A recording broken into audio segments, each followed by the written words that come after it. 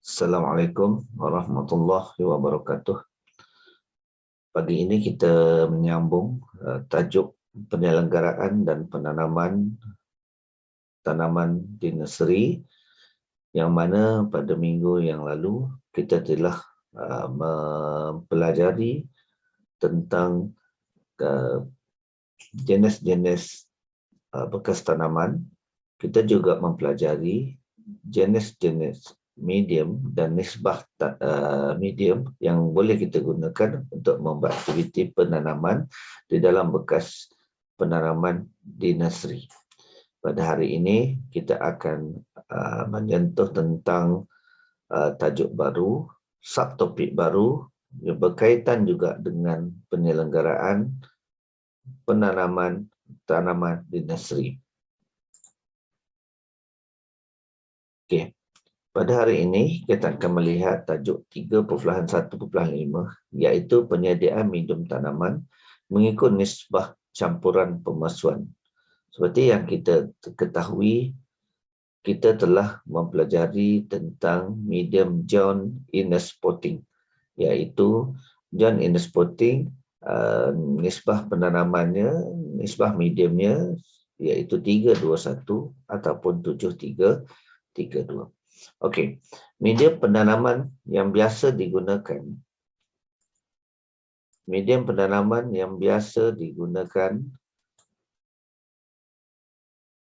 adalah medium semaian dan medium pemasuan. Medium semaian biasanya digunakan untuk menyemai biji benih, manakala medium pemasuan digunakan untuk memasu tanaman. Jadi kita kena pasti, kalau untuk membuat penyemaian, kita menggunakan medium penyemaian. Banyak medium penyemaian ni, 1:2:1:1, 1:1 dan macam-macam lagi. Tapi untuk memasu, kita gunakan medium pemasuan, iaitu nisbah yang kita belajar John Innes Potting, 7:3:2 atau 3:2:1. Kalau 7:3:2, selalunya pasu dia lebih besar, itu kita pakai 7:3:2. Kalau pasu tu agak kecil, kita pakai 3:2:1. Campuran medium tanaman yang baik adalah seperti berikut. Ada 4 sifat campuran medium tanaman yang baik, iaitu dapat memegang akar pokok dengan baik, dapat membekalkan nutrien yang mencukupi, mempunyai saliran yang baik, mempunyai pengudaran yang baik. Jadi, kalau kita tengok daripada 4 fungsi ini, kita boleh kena pasti bahagian-bahagian manakah yang menyediakan fungsi tersebut. Kalau dapat memegang akar pokok dengan baik, ia berkaitan dengan tanah loam. Dapat membekalkan nutrien, ia merupakan fungsi daripada bahan organik. Mempunyai saliran dan pengudaran baik, ini berfungsi berpunca daripada penyediaan pasir sungai. Okey. So kita tengok amali yang bakal kita buat, sepatutnya kita kena buatlah. Jadi amali ini nanti kita bersemoga kita akan buatlah. Tajuk amali, langkah menyediakan medium semaian. Yang ni kita dah buat dah hari tu. Sebenarnya kita dah buat awal lagi. Okey. Sudut tangan, penapis, baldi tanah, baldi kecil, sarung tangan. Tapi ini langkah menyedia medium. Okey, so cikgu nak you all salin tajuk amali, alatan dan bahan langkah keselamatan di dalam buku nota kita. Okey, salin ni. Langkah keselamatan, gunakan sarung tangan, kuku perlu pendek, pastikan alatan berfungsi dengan baik, bersihkan kawasan kerja selepas dan alatan selepas melakukan aktiviti. Okey, langkah kerja yang pertama, sediakan alatan tangan dan bahan untuk membuat medium semaian. So ini alatan dia lah. Ini alatannya. Ini bekas. Kita nak buat medium semaian. Ini kita kena sedia bahan, tanah loam, organik dan pasir. Tanah loam, ini tanah loam, organik dan pasir. Kita juga perlu sukat. Kita perlu menapis. Kita guna penapis. Langkah kedua, menapis tanah lom dan pasir untuk menghasilkan bendasar seperti batu, ketulan tanah dan rumpai. Kena tapis ni. Kena tapis. Okey, ini kaedah dia lah. Menyukat bahan menggunakan baldi atau kereta sorong mengikut nisbah 2, 1, 1. 2 tanah lom, 1 organik, 1 pasir. Okey. Lepas sukat, gaul. Menggaulkan medium sehingga rata dan simpan. Lepas gaul, itu. Dia bukan kan? Dia sedia alatan. Lepas tu tapis, sukat, gaul. Tapis, sukat, gaul. Tapis ni T, sukat ni S, gaul ni G. T, S, G. Tapis, sukat, gaul. Tapis dulu, lepas tu baru sukat, kemudian baru gaul. Itu dia punya kaedah menyediakan medium semaian. Sama juga, medium pemasuan pun aktiviti dia yang utama tapis, sukat, gaul juga. Okey, kita tengok. Langkah menyediakan medium pemasuan, adakah ia berbeza? Cikgu nak juga, you salin juga. Langkah menyediakan pemasuan ni. Tajuk amali, alatan, bahan, langkah keselamatan sama je. Prosedur kerja, sediakan alatan dan bahan. Sediakan sama je. Yang pertama, tapis. Tapis dulu, nombor 2. Tapis dulu. Yang ketiga, sukat. Sukat guna John and Sporting sama ada 3-2-1 atau 7-3-2. Dan yang ketiga, gaul. Sehingga sebati atau rata. Jadi fungsi dia punya aktiviti dia senang. Tapis, sukat, gaul. TSG. Tapis, sukat, gaul. Okey, jangan lupa salin. Salin muka surat dalam buku ni, muka surat 81. Okey, muka surat 81. Okey, kita tengok juga hari ini macam mana langkah menyediakan bekas semaian. Kita dah sediakan medium. Jadi kita nak tengok langkah menyediakan bekas semaian pula. Selepas biji benih bercambah dan ketinggian anak benih mencapai kira-kira 10 hingga 15 cm dengan sekurang-kurangnya 5 helai daun, anak benih boleh dipindahkan ke dalam bekas semaian seperti polybag atau pasu.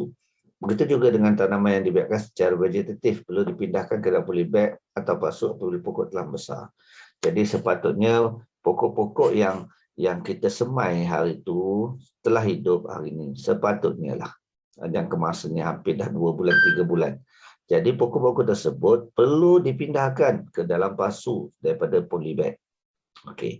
Jadi setelah kita buat amali,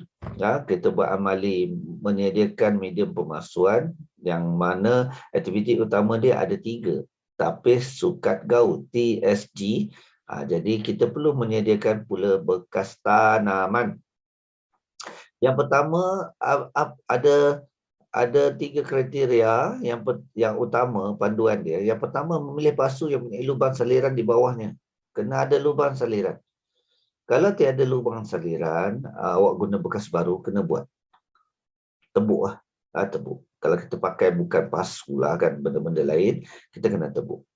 Yang kedua, memastikan saiz pasu yang dipilih sesuai mengikut jenis dan saiz tanaman. Maksudnya, nak pilih pasu ni, tengok dulu pokok tu. Sesuai tak sesuai saiz dia. Jangan pasu kecil, pokok besar, pasu kecil. Pasu terlalu besar, pokok dia kecil. So kita kena tahu itu. Yang ketiga, memastikan pasu yang dipilih adalah bersih dalam keadaan yang baik. Kena cuci, kena bersihkan.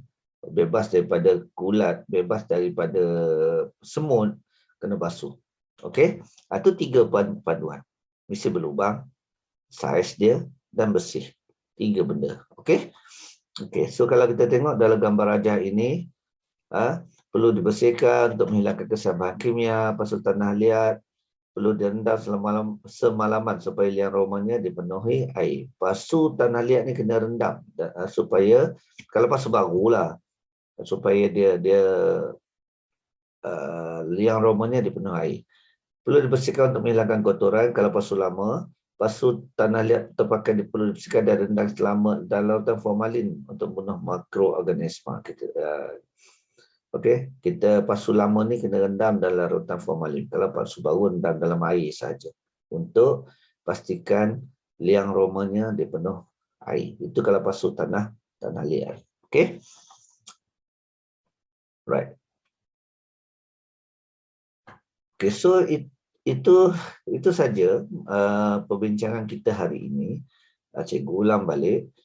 Kita hari ini berbincang tentang yang pertama, kaedah menyedia medium pemasuan dan juga medium semaian.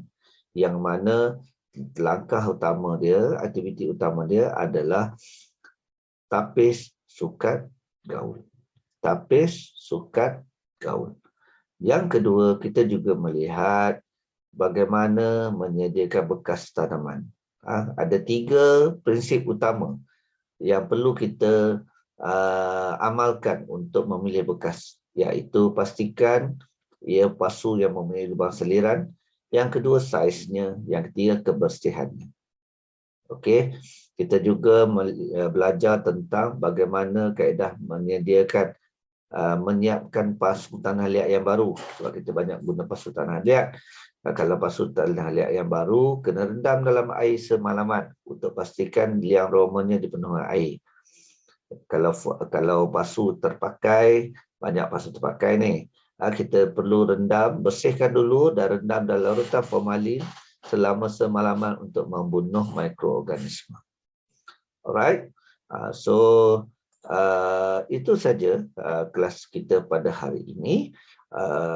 Jangan lupa menyalin arahan yang cikgu bagi tadi, dan setelah itu sila jawab latihan di dalam link Sokratif yang cikgu sediakan. Sekian, itu saja kalau kita anything, you boleh PM cikgu untuk kalau nak tahu apa-apa, nak tanya boleh tanya cikgu. Alright, itu saja. Cikgu ucap terima kasih. Wabillahi taufiq wa hidayah. Assalamualaikum warahmatullahi wabarakatuh. Bye-bye.